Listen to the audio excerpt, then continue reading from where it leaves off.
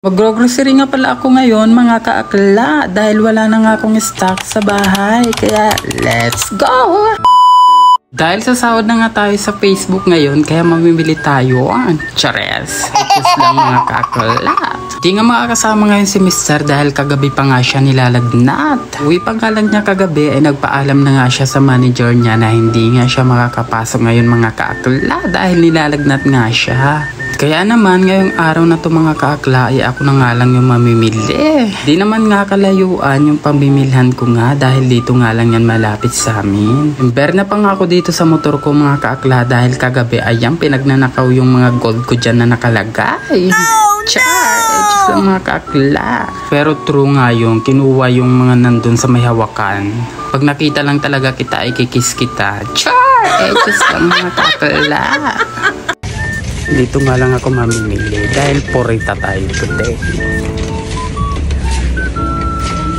sa Dali, ang pambansang grocery ng bayan. Hindi naman nga karamihan yung mga bibilhin ko ngayon mga kaakla, yung mga wala lang talaga sa bahay. Dahil alam nyo naman, kagagaling lang namin sa probinsya, diba?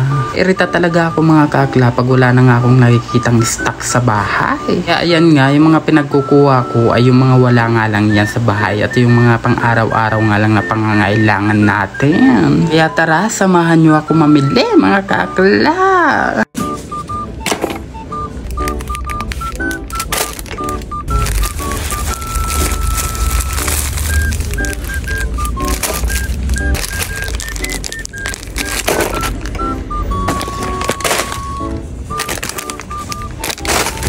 Muwa na nga rin ako ng alak dyan mga kaakla dahil gusto ko ngang mag-inom. Nabuti nga lang yung kinuha ko dahil ako nga lang yung mag-iinom niyan mga kaakla dahil si Mr. nga ay may lagnat.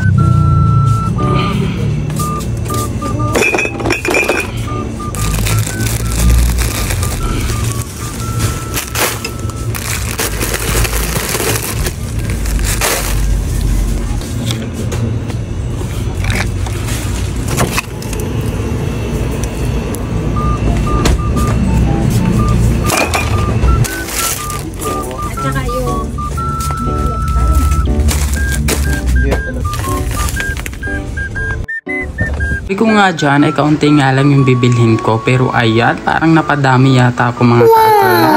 Saya nga mamili dito mga kaakla dahil marami kang pagpipilian. Tapos hindi pa ganong kamahalan nga yung mga bilihin dito mga kaakla. Sabi ko nga dyan na 2,000 yung bill ko pero ayan lang. O diba ang mura lang. Wow. Tapos marami pa nga akong nabili mga kaakla.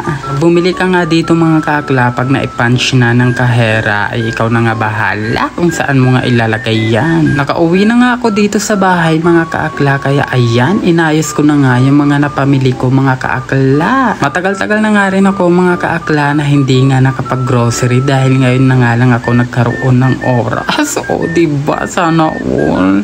Laging busy si akla. Char lang mga kaakla. Ayan at pinagagis ko na nga lang dyan yung mga napamili ko dahil napapagod na nga ako.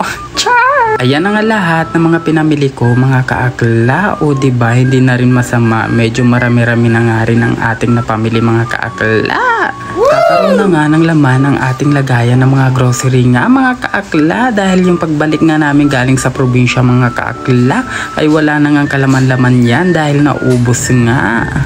Pero ayan mga kaakla kahit papano ayan nagkaroon na rin siya diba? Masasabi na nga natin na bahay na to dahil mayroon na ngang stocks. Kaya mga kaakla hanggang dyan na lang muna. Thank you for watching. Bye!